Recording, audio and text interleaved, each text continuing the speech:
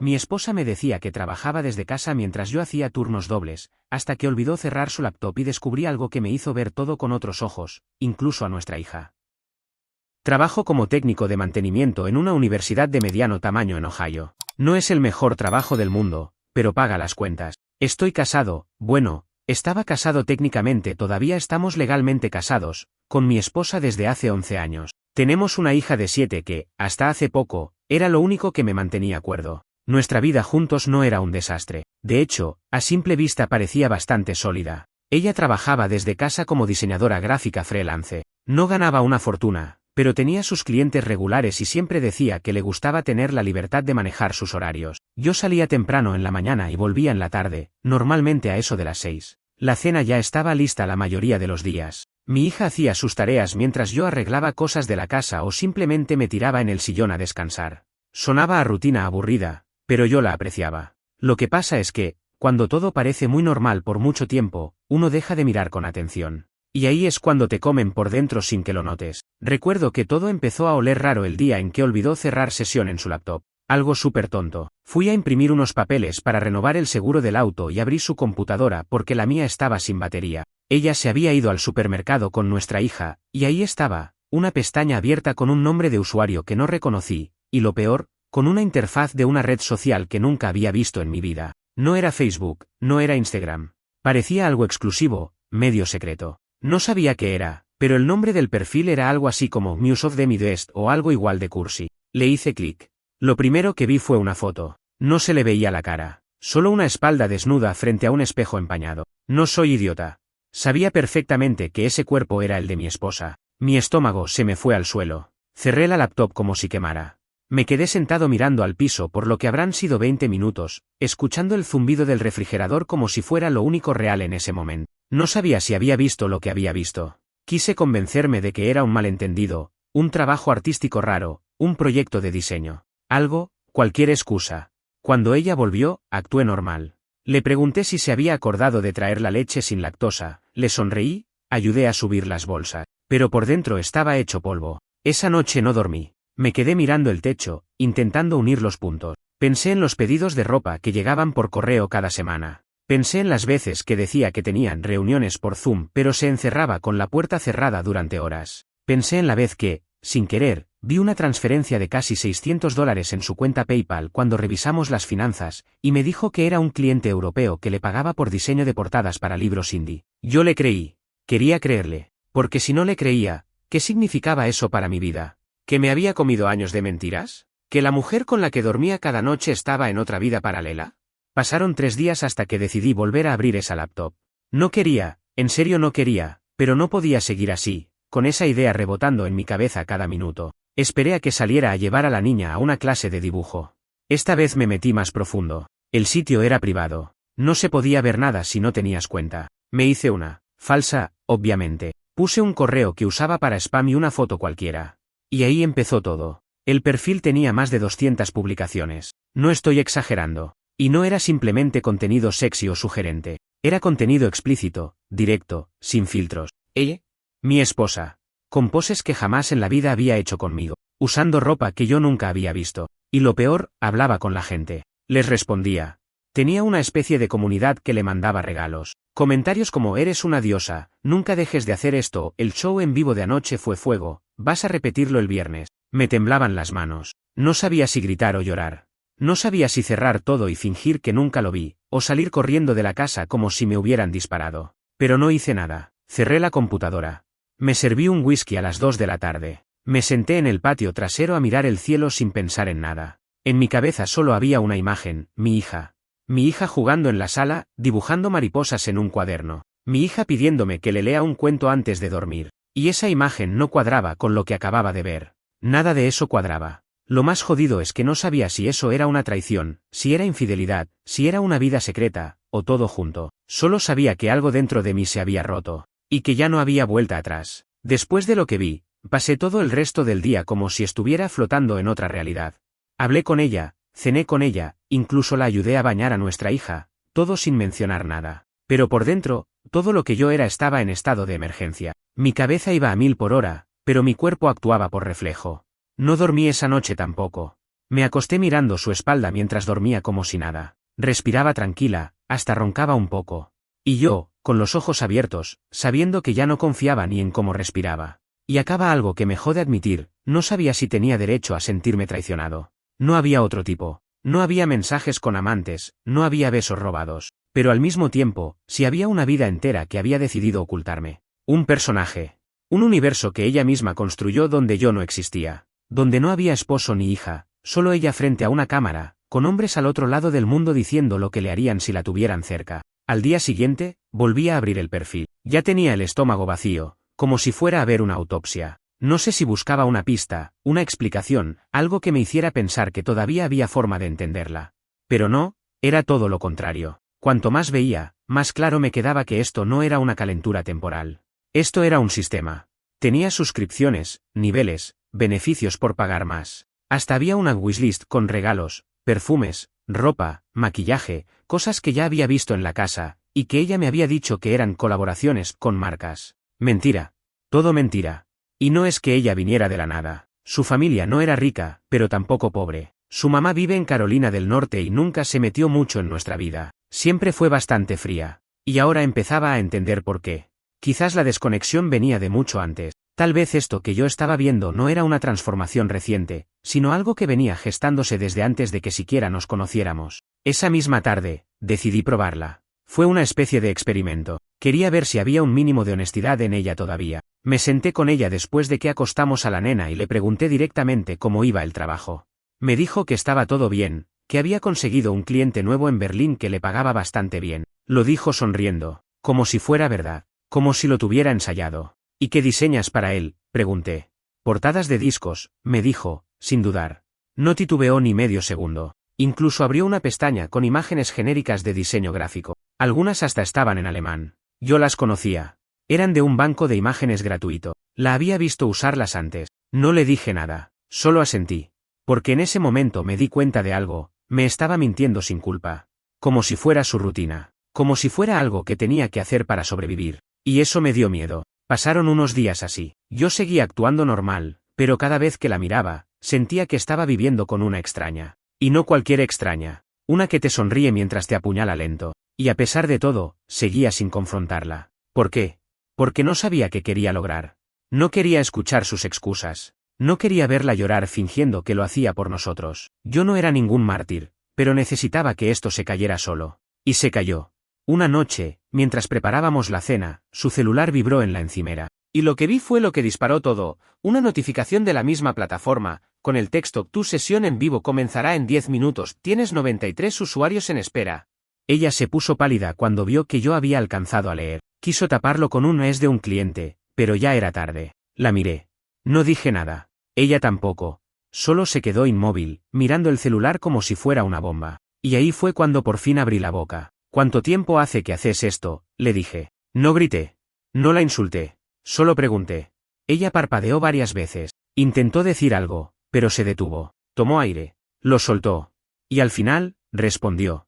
1 año y medio. 1 año y medio. 18 meses. Más de 500 noches durmiendo a su lado mientras le creía todo. Mientras creía que trabajaba en cosas que le apasionaban. Mientras yo hacía horas extra para pagar el dentista de nuestra hija.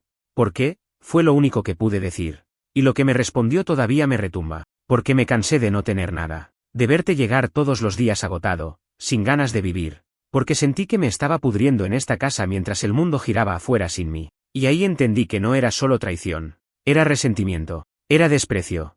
Era algo que se le había ido acumulando en silencio y había explotado en una doble vida digital llena de adoradores que la hacían sentir importante mientras yo pasaba la aspiradora y lavaba los platos. No hablamos más esa noche. Ella se fue al cuarto, cerró la puerta y la sesión en vivo nunca sucedió. O tal vez sí, no lo sé. Yo dormí en el sofá, con una almohada vieja y una frazada que no calentaba ni el alma. Y supe que no había vuelta atrás. Cuando me desperté en el sofá al día siguiente, tenía la espalda hecha pedazos. No tanto por el colchón improvisado, sino por el peso de lo que ya sabía y lo que todavía faltaba enfrentar. Escuché a mi hija en la cocina, probablemente buscando cereales. La escuché hablar sola, canturreando bajito, completamente ajena a lo que estaba pasando en su casa. Eso fue lo que más me dolió, que su mundo todavía era puro, limpio, y que estaba a punto de mancharse con una verdad que no iba a poder evitar por mucho más tiempo. Ella, mi esposa, ya ni sé cómo llamarla, actuó como si nada. Bajó con el pelo mojado, bata puesta, y empezó a preparar café como si no me hubiera confesado la noche anterior que llevaba más de un año mostrando su cuerpo por dinero. Me saludó con un buenos días, como si eso bastara. Ni una disculpa, ni una charla, nada. Y yo no dije nada tampoco. No porque no tuviera que decir, sino porque me di cuenta de que ya no era necesario. Ella no tenía culpa. Tenía estrategia. No iba a darme el gusto de ver remordimiento. No iba a asumir que me destruyó. Prefería hacer de cuenta que yo estaba exagerando todo. Pero yo no podía seguir ignorándolo. Así que mientras ella salía a llevar a nuestra hija a la escuela, aproveché para revisar su laptop. Esta vez sin culpa. Tenía que ver hasta dónde había llegado. Y lo que encontré me terminó de destruir. Tenía carpetas. Muchas. Con nombres en clave. Algunas con fechas, otras con títulos como nueva serie, top tips, clients VIP. Fotos, vídeos, capturas de pantalla de chats privados con gente que le enviaba dinero directo a través de PayPal. Y ahí, justo ahí, vi lo que me dejó sin aire, un documento de Word titulado Plan de escape. Lo abrí.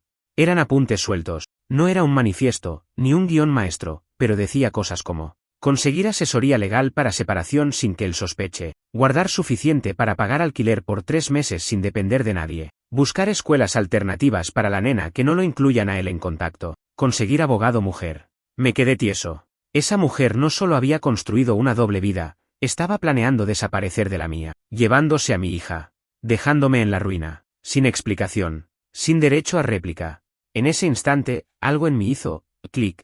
Se me secaron las lágrimas que ni siquiera habían salido. Me enderecé en la silla. No me rompí. Me transformé. Porque entendí que ya no estaba lidiando con una esposa confundida ni con una madre frustrada. Estaba frente a una persona que llevaba meses preparando una fuga con precisión quirúrgica. Y eso no se hace por impulso, se hace porque no le importa lo que quede atrás. Me preparé un café como si fuera cualquier día. Me senté a pensar. Ella volvió, como si nada. Me dijo que después iba a salir porque tenía una reunión con una clienta nueva. No le creí, claro. Ni siquiera fingí creerle, solo asentí y la vi salir. Esa tarde, fui al trabajo como siempre, pero no hice nada. Pedí permiso para irme antes. Fui directo a casa de un amigo mío que trabaja con un abogado. Le conté todo. No en detalle. No hacía falta. Le dije que mi esposa tenía una vida paralela online, que planeaba escaparse con mi hija y que yo quería prepararme legalmente para lo que se venía. Me escuchó en silencio. Me hizo un par de preguntas clave. Y me dijo algo que todavía tengo grabado. Actúa antes de que lo haga ella. Porque si te dormís, ella va a tener ventaja. Y no va a mirar atrás. Le pedí ayuda para empezar el proceso de separación. Pero lo más urgente era conseguir pruebas. Todo lo que había visto estaba en su laptop, que claramente no me pertenecía. Tenía que asegurarme de tener evidencia admisible, sin hackear nada, sin violar privacidad. Él me ayudó a redactar una carta formal pidiendo acceso a dispositivos compartidos por sospecha de riesgo al bienestar familiar. Y que debía hacerlo legal, no emocional. Porque si esto iba a terminar en tribunales, lo emocional no sirve. Volví a casa con una tranquilidad rara. No paz. Una frialdad planificada. Era como si hubiera empezado un juego del que no quería ser parte, pero ya no podía salir. Esa noche, me fijé si ella tenía otra sesión. Efectivamente, volvió a recibir notificaciones en su teléfono. La pantalla se iluminó justo mientras veía la tele. Ella la tomó rápido, se fue al baño con el celular en la mano, y no salió por casi una hora. Y ahí confirmé algo que ya sospechaba, ella no pensaba parar. No había culpa. No había vergüenza. Solo había objetivo. Me metí en la computadora desde una cuenta de invitado. Imprimí las capturas de pantalla que necesitaba. Las almacené en una carpeta cifrada en la nube. Hice copias. Envié una al abogado. Otra a mí mismo. Otra a una cuenta secundaria que ni siquiera ella conocía. La siguiente fase era mi hija.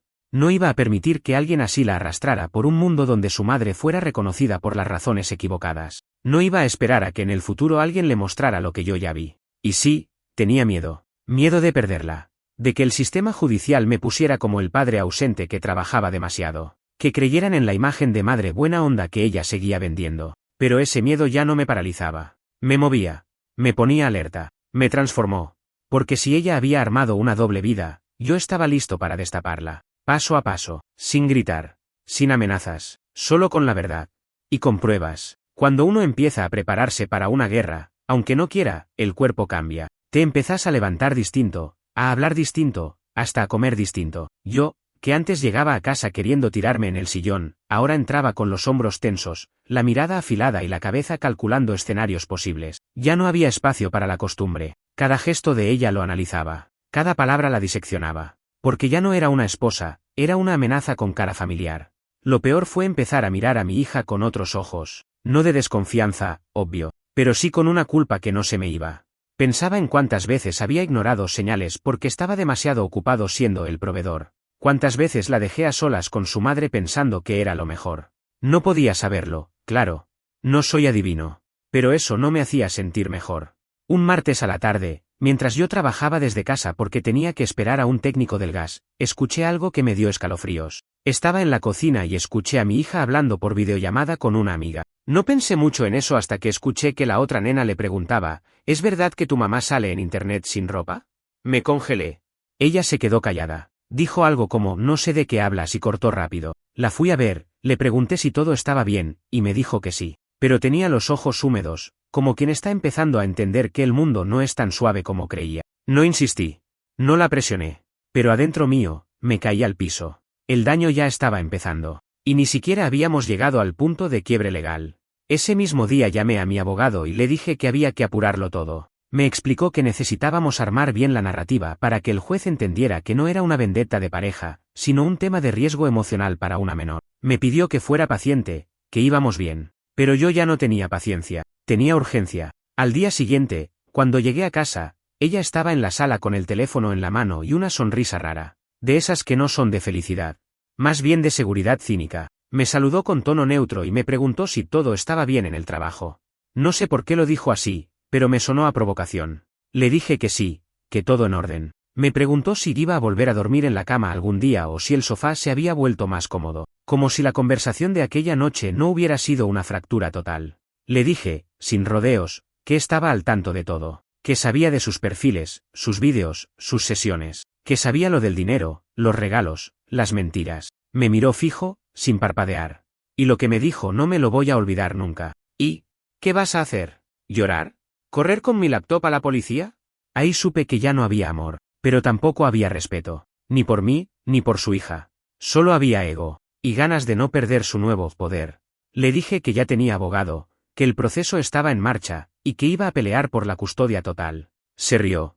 Literalmente se rió. Me dijo que ningún juez me iba a dar la custodia, que ella era la madre y que eso pesaba más, que yo era un tipo gris que no tenía nada para ofrecer más allá de trabajo y facturas pagadas. Y me dijo algo más. Mientras vos cambias focos y arreglas caños, yo aprendí cómo hacer que la gente me admire. ¿Quién crees que van a preferir? Tuve que contenerme. Tragué saliva, bajé la mirada, y solo dije, la admiración que se compra con piel se evapora. La que se gana con hechos, no. Esa noche, me encerré en mi cuarto con la laptop. Le escribí un mensaje largo a mi abogado, detallando lo que había pasado, palabra por palabra. Me pidió que empezara a registrar todo, cada comentario, cada actitud. Todo eso suma en una corte cuando se trata de mostrar inestabilidad emocional o priorización de conductas no aptas para la crianza. Empecé un diario digital, donde cada noche escribía lo que había pasado. No como catarsis, como prueba. A los pocos días, mi hija volvió del colegio con los ojos hinchados. Le pregunté qué había pasado y me dijo que un compañero le había mostrado una imagen fea en el celular. No me dijo qué era, pero yo lo supe. Lo supe en el acto. Me largué al baño, cerré la puerta y vomité. No por la imagen, que ni siquiera vi. Por la confirmación. La bola ya estaba rodando. Y estaba arrollando la infancia de mi hija. Ese fue el punto final. Llamé al abogado. Le dije que quería la audiencia lo antes posible. Que tenía que sacar a mi hija de ese entorno. Que ya no podía dormir sabiendo que la mujer que vivía bajo mi techo había hecho tanto daño sin mirar atrás. Esa noche, al volver de trabajar, me encontré con que ella había cambiado la cerradura del cuarto. Lo supe porque fui a buscar unos papeles y no pude entrar. Le pregunté si había cambiado algo, y me dijo: mis cosas son privadas. Ya no sos bienvenido ahí. No respondí. Me fui al cuarto de mi hija, me senté a su lado y me puse a leerle un cuento. Su respiración se fue haciendo más tranquila, se durmió abrazada a su peluche favorito, y yo le acaricié el pelo pensando, no importa lo que me cueste, te voy a sacar de esta. Y ahí supe que el infierno apenas empezaba. Pero no iba a ser yo el que se quemara esta vez. A los 3 días llegó la notificación oficial. Fecha asignada. Audiencia preliminar. Tema: custodia temporal y revisión del entorno familiar.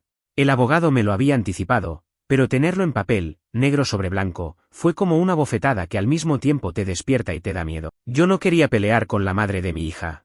Quería que simplemente desapareciera de esa vida que había armado a espaldas nuestras. pero entendí que ella no iba a irse sola. No sin arrastrar lo que pudiera. Lo peor vino cuando le conté que la audiencia ya estaba programada. Se puso en modo actriz, de esas que se creen su propio guión. Gritó. Lloró. Me acusó de querer quitarle a su hija, de inventar cosas, de invadir su privacidad. Me llamó manipulador emocional, machista encubierto y hasta me dijo que era un obsesivo controlador. Fue como ver una tormenta fabricada en un set de televisión. Nada de eso era real. No había emoción genuina. Era todo una escena para construir una narrativa. Y no era solo teatro. Empezó a moverse rápido. Contactó a una abogada de esas que venden empoderamiento como si fuera un paquete legal. Yo sabía lo que se venía. Iba a pintarme como el marido aburrido, apagado, que no había sabido acompañar su desarrollo personal. Iba a armar la historia de una mujer que se reinventó porque no encontraba estímulo ni apoyo. Y yo iba a ser el dinosaurio emocional que no entendía la modernidad. Me anticipé. Le dije a mi abogado que necesitábamos pruebas sólidas de que el entorno que ella ofrecía no era seguro para una menor. Y él me lo dejó claro, no basta con que no nos guste lo que hace. Tiene que haber evidencia de daño potencial o conducta riesgosa. Así que recopilé todo. Capturas de pantalla, extractos de conversaciones, grabaciones de audio, legales, porque fueron en presencia mía, fotos de objetos sexuales a la vista en espacios comunes de la casa, el documento con su plan de escape, todo, cada detalle, bien ordenado, bien documentado. Mientras tanto, la convivencia se volvió un campo minado. Ya ni comíamos juntos. Ella cocinaba por su cuenta, para ella sola. A veces pedía delivery con platos caros y lo dejaba en la mesa como quien muestra trofeos. Otras veces salía y volvía con bolsas de tiendas que jamás habíamos pisado juntos. Y todo eso con una naturalidad pasmosa, como si el hecho de que yo estuviera ahí no significara nada. Como si ya no fuera parte de su realidad. Un día, mientras yo trabajaba desde el comedor, la escuché hablando por teléfono en su cuarto con alguien. Tenía la puerta entreabierta y no me acerqué demasiado, pero alcancé a oír frases como: no, él no sabe cómo funciona esto. Claro que puedo mostrarme como madre soltera, tengo todo controlado. Ya está todo armado, hasta tengo capturas por si intenta armar una escena. No supe si sentir miedo o risa. Miedo, porque claramente tenía un plan para tratar de quitarme todo. Risa, porque pensaba que iba a ganar mintiendo en un sistema que no perdona cuando te descubren. Ella jugaba a ser víctima con guión, pero lo que no sabía es que yo ya no era el tipo que la escuchaba callado. Cuando llegó el día de la primera audiencia, me presenté solo, sin mi hija. El juez pidió declaraciones iniciales. Su abogada habló primero. Pintó una historia de abandono emocional, de una mujer que había tenido que buscar independencia en un sistema opresivo, de una relación matrimonial fría y sin comunicación. Y cuando mencionó que el señor había estado espiando sus dispositivos y controlando sus movimientos, tuve que morderme el labio para no soltar una carcajada irónica. Mi abogado, cuando le tocó el turno, fue una bala directa. Presentó las pruebas con calma, sin show. Mostró evidencia concreta de que ella tenía una doble identidad digital donde ofrecía contenido adulto explícito, que su hija había sido expuesta a eso de manera indirecta, y que existía una hoja de ruta para sustraer a la menor sin autorización del padre. También se mencionó el impacto escolar. El episodio con la compañera.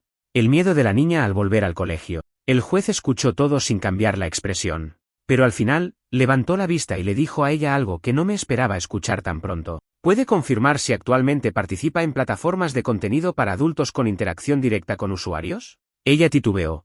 Intentó negar. Dijo que eran proyectos visuales de arte corporal. El juez no la interrumpió. Dejó que se enterrara sola.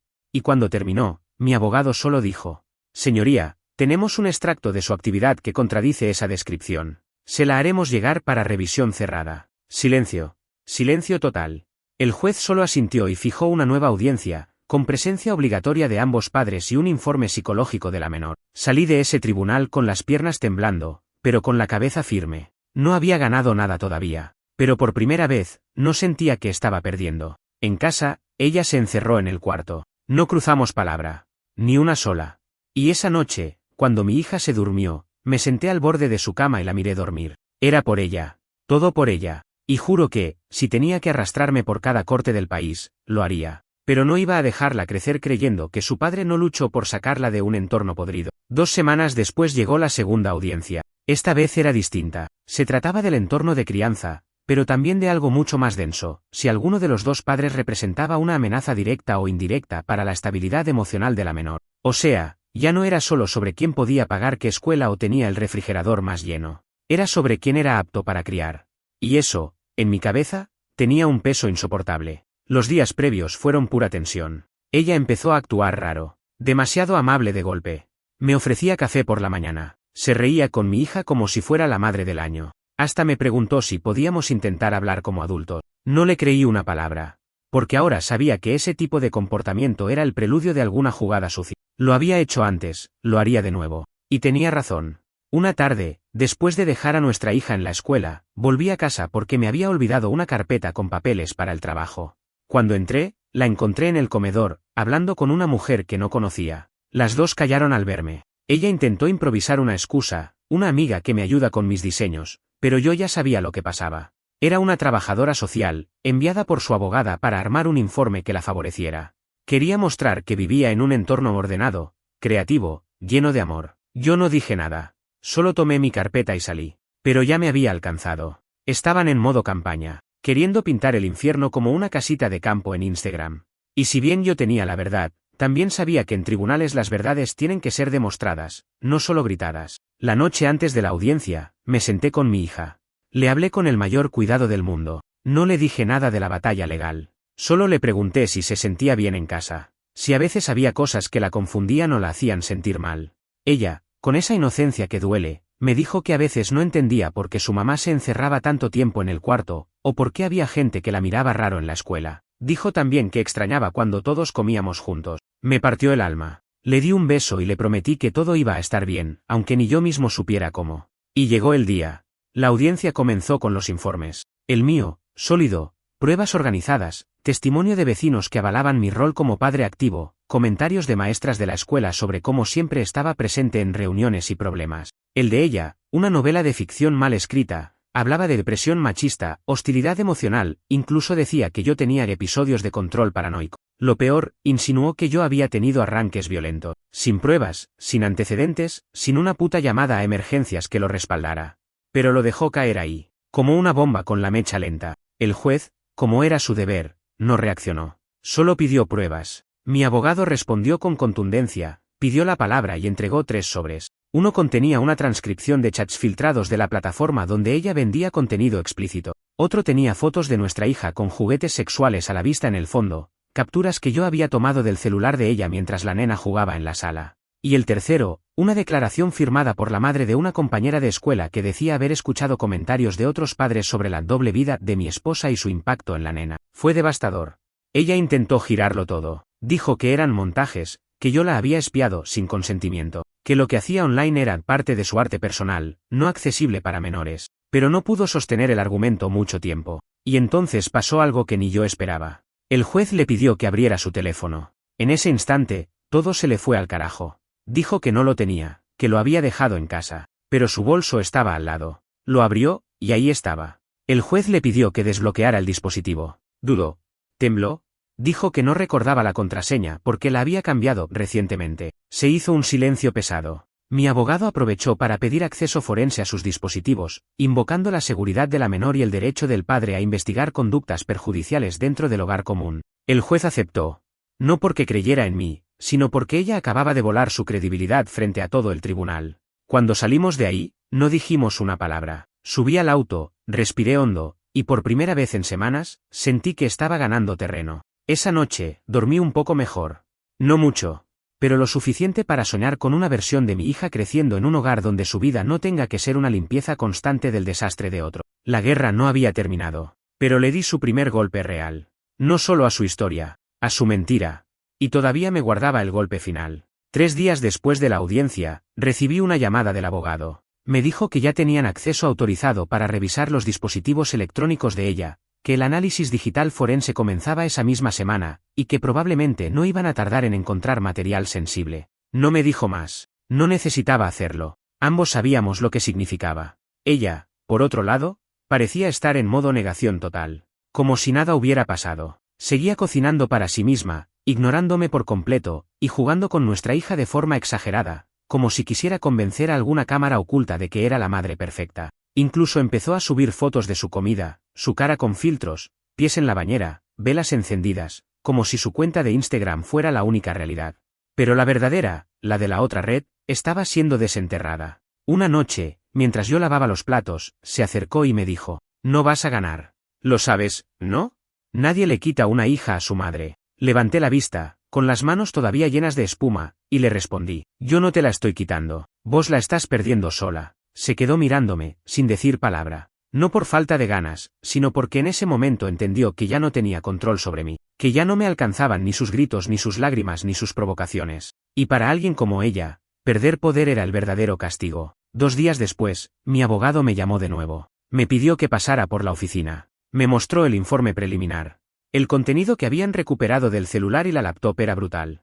Más de 200 archivos multimedia explícitos, algunos filmados dentro de nuestra casa, incluso en la habitación donde nuestra hija dormía. Mensajes privados con usuarios que le enviaban dinero a cambio de cumplir ciertos desafíos que ella grababa sin ninguna precaución. Audios en los que hablaba de mí como el idiota que paga todo sin enterarse y sobre cuánto faltaba para poder mudarse sin dejar rastro. También encontraron carpetas con documentos a nombre de otras personas, con identidades falsas, listas de suscriptores, balances de ingresos. Más de $18.000 solo en los últimos 4 meses. Ni $1 declarado. Todo por debajo del radar. Lo más fuerte, un vídeo. Uno donde aparecía ella, semidesnuda, con un disfraz ridículo, grabando contenido mientras nuestra hija dormía en la misma habitación, a menos de 2 metros, con auriculares puestos, la cama de la nena al fondo, su peluche favorito en la imagen. Era más que negligencia, era puro egoísmo criminal. Me sentí sucio solo de verlo. No pude terminar. Cerré el archivo y le pedí a mi abogado que lo manejara él. Yo no quería que esa imagen me arruinara para siempre.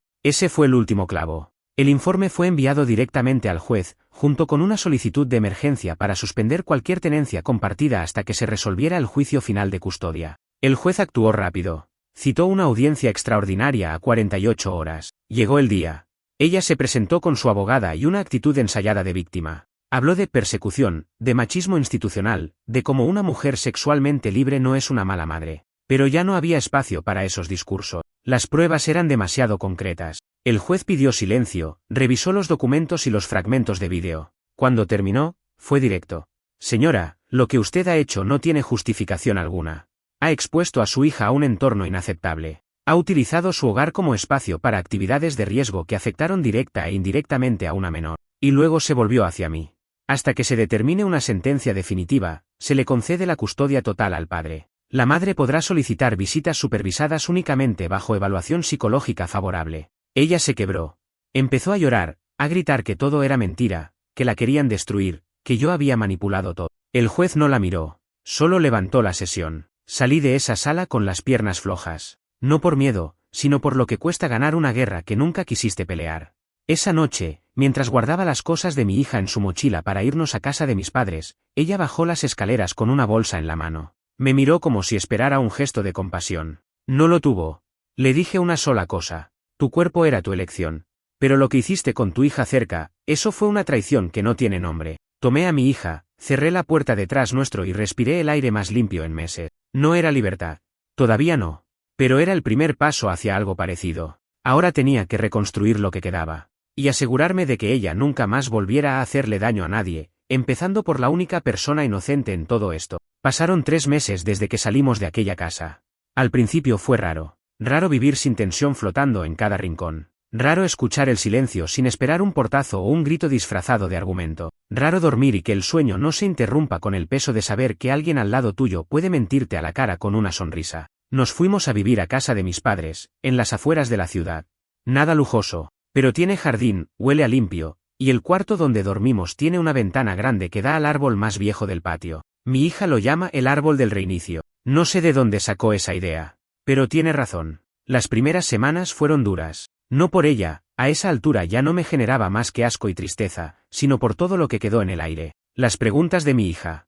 Los recuerdos que se colaban sin aviso. El hecho de que aún sin estar presente, su sombra manchaba todo. No me la crucé desde la última audiencia. Su abogada dejó de contestar. Supongo que después del material que se mostró en corte, ya no había mucho más que pudiera argumentar.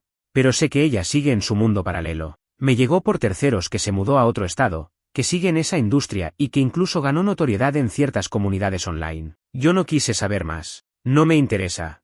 Todo lo que vino después fue doloroso, pero necesario. Sesiones de terapia para mí. Terapia infantil para mi hija. Y muchas conversaciones sin maquillaje. No le mentí. Le conté que su mamá había tomado decisiones muy malas, que la justicia decidió que era más seguro vivir conmigo, pero que eso no significaba que ella no tuviera valor. Le dije que la quería, y que no tenía que cargar con nada que no fuera suyo. A veces me pregunta por ella. No seguido, pero ocurre. A veces dice que la extraña. Y está bien. Yo no le quito eso. No le enveneno la imagen. No necesito hacerlo. La verdad va llegando sola, cuando crezca, cuando entienda. Mi tarea no es pintarle a la madre como un monstruo, sino mostrarle que la verdad, por fea que sea, es mejor que cualquier mentira bonita. Legalmente, gané la custodia total. Las visitas supervisadas quedaron en suspenso. Nadie se presentó para gestionarlas, ni ella, ni sus padres, ni un abogado. Silencio total. Como si hubiera borrado esa parte de su vida. Como si su hija fuera un error incómodo en una hoja de ruta que ya no le sirve. Y eso, aunque suene horrible, me dio paz. Paz porque entendí que no era yo el que estaba equivocado. Que el problema nunca fue que yo no ganara lo suficiente o que no fuera emocionalmente estimulante. El problema fue que ella tenía hambre de validación y estaba dispuesta a vender cualquier cosa, su intimidad, su familia, incluso la inocencia de su hija, para conseguirla. No se detuvo porque no quiso. No porque no pudiera. Yo, por mi parte, seguí con lo mío. Me cambié de trabajo. Ahora trabajo en mantenimiento en una escuela primaria. Horarios más flexibles. Puedo ir a buscar a mi hija todos los días. Ya no tengo que elegir entre estar y pagar cuentas. Es menos dinero, sí. Pero más tiempo real. Y eso vale el doble. Las noches ya no son un campo de batalla. Mi hija duerme tranquila. Yo también. A veces la escucho reír dormida. Me acuerdo de cuando su risa era algo que yo no escuchaba nunca en casa. Y me doy cuenta de que la herida está sanando, aunque despacio. Hace poco me preguntó si algún día su mamá volverá a buscarla. No supe qué decirle. Le dije que si eso pasa, y si demuestra que cambió, entonces podremos hablarlo. Pero que nadie tiene derecho a hacerle daño. Ni siquiera alguien que dice amarla. Cerró los ojos y dijo, ok, papi, si vos estás conmigo, ya estoy bien. Y ahí supe que hice lo correcto. Que todo el barro, la humillación, las lágrimas contenidas, los papeles, las audiencias, las noches sin dormir, todo valió la pena para llegar a ese momento. No soy un héroe. No quiero aplausos. Pero sí quiero que quede algo claro. Si alguna vez te encontrás frente a una traición tan grande que parece imposible de procesar, no te quedes quieto. No te acostumbres. No esperes a que se vuelva normal.